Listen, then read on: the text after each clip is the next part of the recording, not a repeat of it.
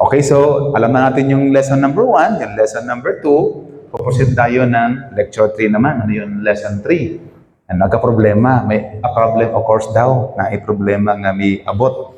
Okay? So what is this problem actually?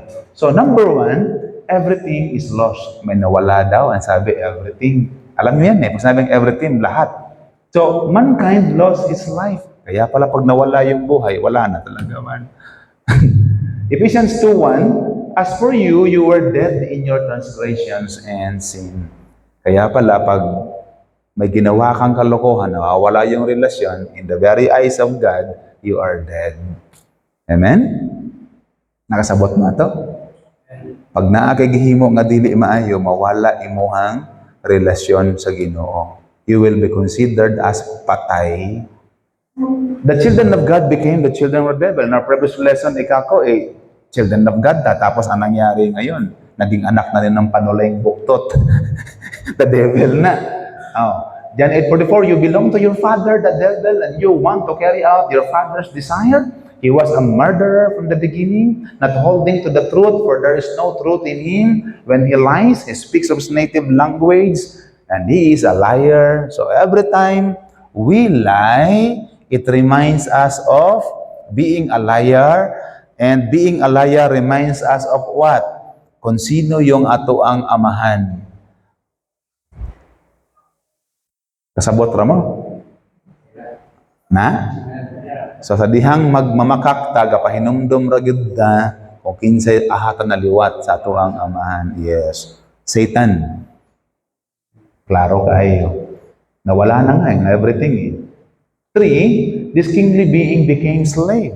Kanina napakasarap yung gikanta sa harianon nga banay. And then pagkahuman, nahimo tang ulipon, naging slave ngayon. Kaya sabi ng Galatians 4:8, formerly, when you did not know God, you were slaves. That was our past life. We don't know God. We were non-believers. So we were slaves. By those by nature who are not truly God. But so different now because God has given us freedom. Gawas nun ta karon, gabrihan niya ato ang mata, makasabot na ta sa Bible.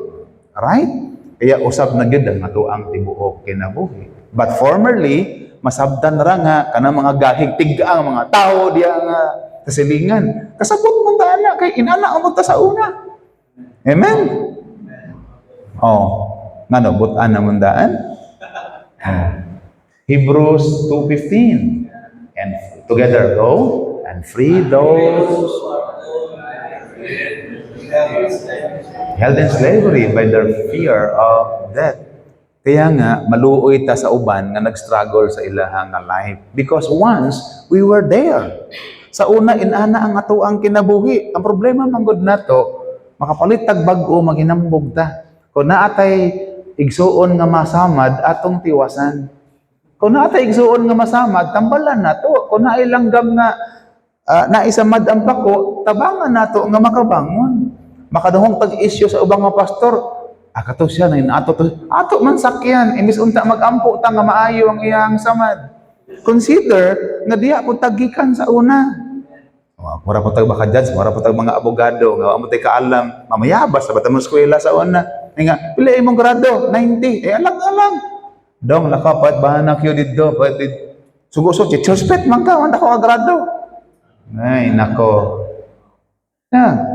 We have to give freedom to those who their lives were held in slavery. Why? Because of the fear of death.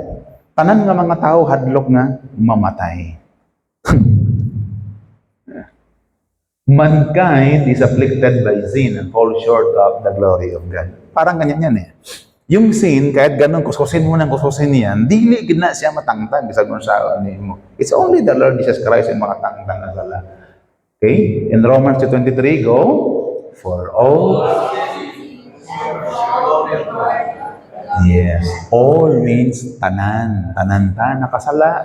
Nahilayo ta si Maya sa Diyos. Amen? Presentation sa gospel kasi progressive yung message. Basta makaingon ni, kabalo naman may anak. Kabalo na buya mo ani. Tanan ta kabalo, pero progressive yung message. Diha ta paingon. Diri makita nato nga naa may problema nga mibuto. Para makabalo sa problema, makabalo po sa solusyon noon niya. The state of man. Kumusta ang tao human siya nakasala? In Genesis 1:2, now the earth was formless, empty, darkness was over the surface of the deep. Kumusta ang tao? In definition niya in John 1:2, formless. Wala nang forma yan. Empty. Wala na siya unod. And there was darkness. Right? Definition yan sa tao nga human nag-disobey ni God, human nakasala. Right? Ay, alang-alang, mag-isgot ka ng wa dito, wala galing explanation, sabotabol mo na. 6.5. The Lord saw how great man's wickedness on earth had become. God knows everything, and we can never hide from God. And exactly knows how wicked people are. What happened? Nagkaroon ng Noah's flood. Anong naamig tawag Noah's flood? Because every inclination of our thoughts, only evil all the time. So you see what happened?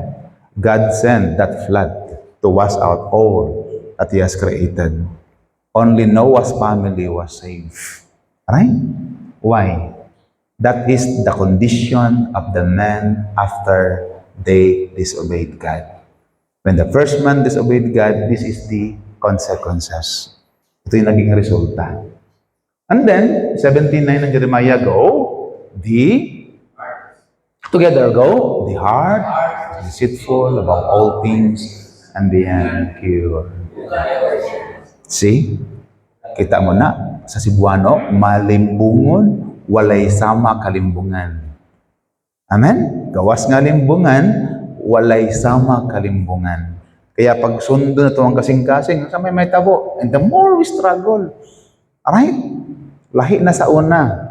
Ang simbahan, grabe ka conservative. Lahi na ang mga panghuna-huna karon sa present generation. Matthew 11:28, come to me, all you who are weary and burdened. So, mga tao, human nga ang tao nakasala, kumusta? How? Weary and burdened.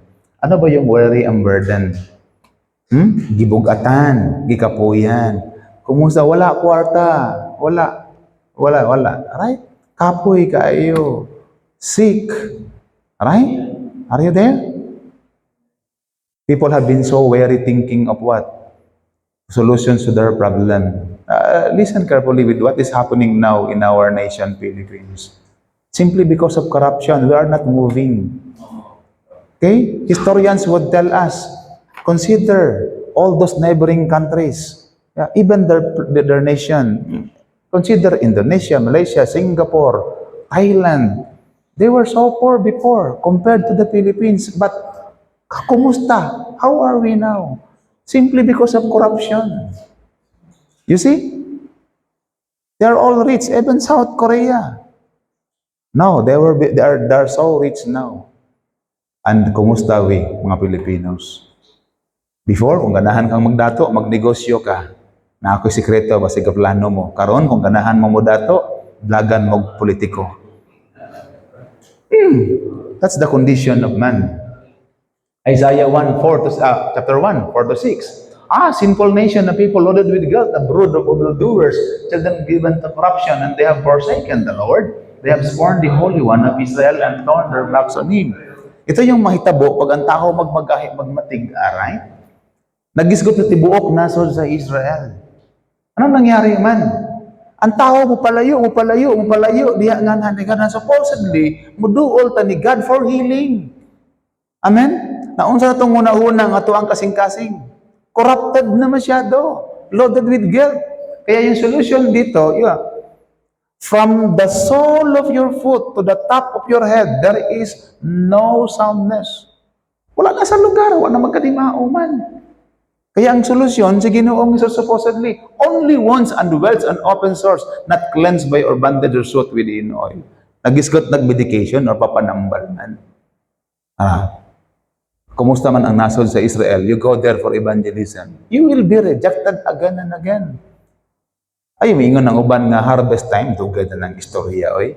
Kung ako'y pasultuhon, sorry kayo ha, pasaylo ako man. It's closing time na. Amen? It's closing time na. Harvest pa imong hisgutan? It's closing time na. Daghan na mga tao, di na mutuog Bible. Daghan na mga tao, mga simbahan. Uy, naisimbahan ni dako ilang simbahan ni Lambo. Namalhin o gikang simbahan rapon. Right? Kaya you have to consider all this condition, the state of us men. This wants wealth. Naintindihan ba yung wealth? Kauban taranas kabahong? The state of man. From within, out of man's heart come evil thoughts, sexual immorality, theft, murder, adultery, greed, malice, deceit, lewdness, envy, slander, arrogance, unholy. Maybe kasabot mong tanan ani. But ang wala mo kasabot kaning word nga lewdness. Right? Yung pagkadaotan o kaning folly. Kaning folly ba? Right? Kana bang seryoso ka, binuangan ka? Ako na yung point? Pag sulod ni mag TikTok mo trending ka, magwali kag tarong, 5 ra ka buhok mo like. Amen? Mag-vlog ka, bandaghanang mo tanaw. That's foolishness ba? Folly ba? Kabuangan ba? Kabuangan ba? Right? Hello. Try to preach the word of God. It's only few people who would watch and view. But make a vlog. So many. Kaganyan mo lang yan, no? See? Mga binastos, mga binuang. All this now, consider the state. All these evils come from inside and make a man unclean.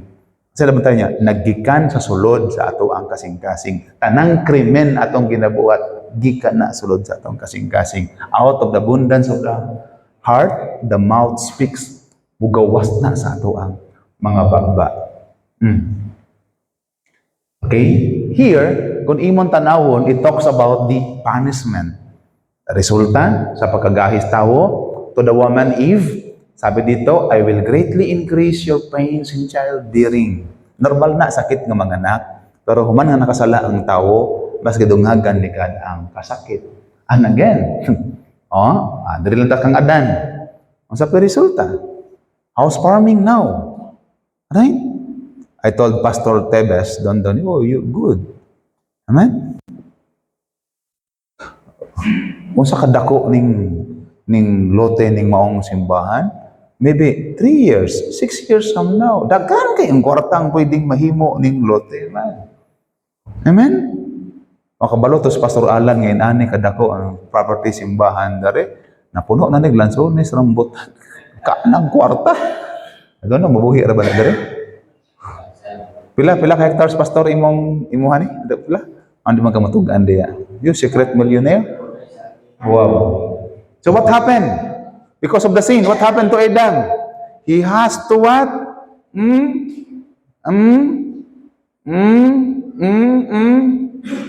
Course is the ground because of you and your painful toil. Painful toil.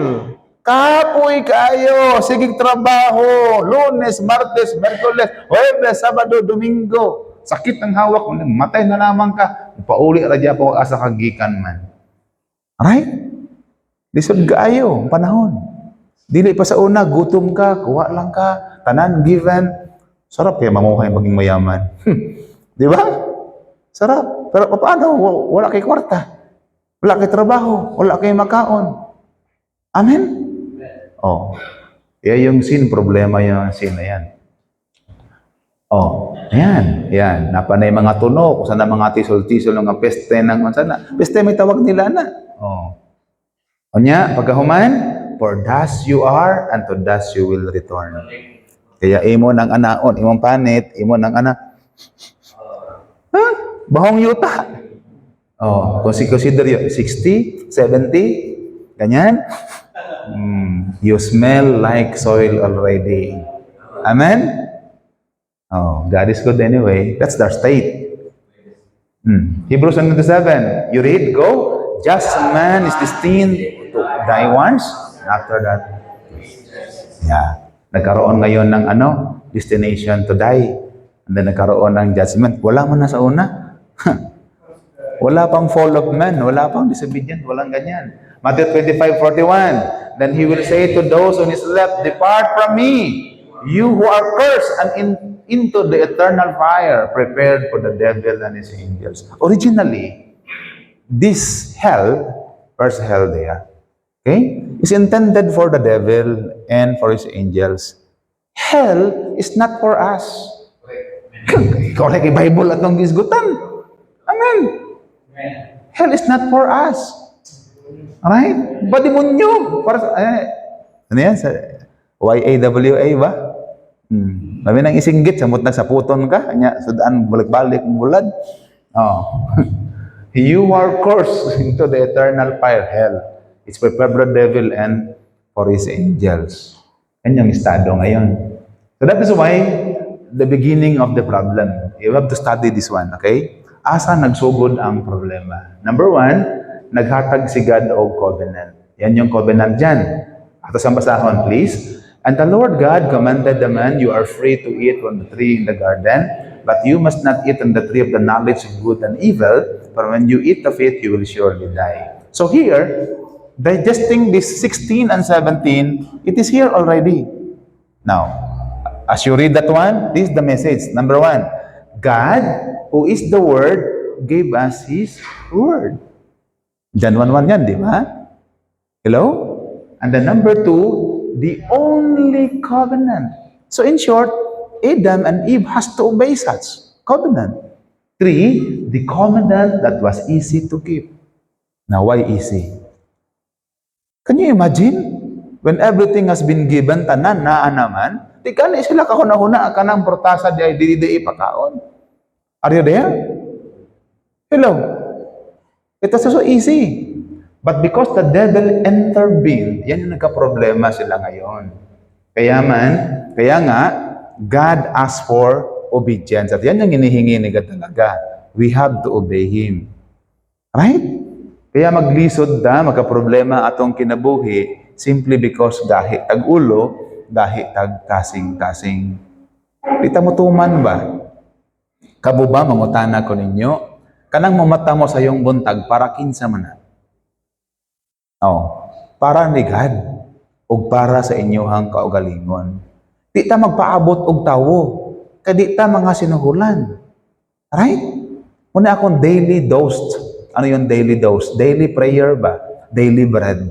When I woke up early in the morning, I have been thinking, why should I wake up? I should wake up simply because I have my God who gives me life. I have to wake up simply because simply what? This is how I should appreciate God's goodness in my life. Amen? Hindi ka gigising ka lang, umata ka nga, papasugo kag laing tao. No, di ko ganahan anak man. I want to obey God rather than anyone. Kapoy nang sunsunuran og tao. The beginning of the problem. Number two, man disobeyed the covenant simply of these three reasons. Okay? Satan's deceit. The serpent was more crafty than any of the wild animals the Lord God had made. And said to the woman, did God really say? Galing ni Satan, Niingon magud ang Diyos. You must not eat from any tree in the garden. It starts with a question. Did God really? Did God really? Then number two, because of ignorance. The woman said to the serpent, we may eat fruit from the trees in the garden, but God did say, you must not eat fruit from the tree that is in the middle of the garden. You must not touch it or you will die. Anong sabi? Ignorance. Right? Same with us. Though we know, though we heard, though we have read it already, but we ignore things. Okay lang, walang problema. Di na problema man. No. Ini-ignore kasi natin eh. So they were acting like ignorance. What's ignorance then? Innocency and ignorance has two different meanings. Right? They know because God has given them the command. Binigyan sila ng Panginoon ng huwag niyong gawin to. But they have ignored it. Dungagan pa na. And of course, the spirit of unbelief.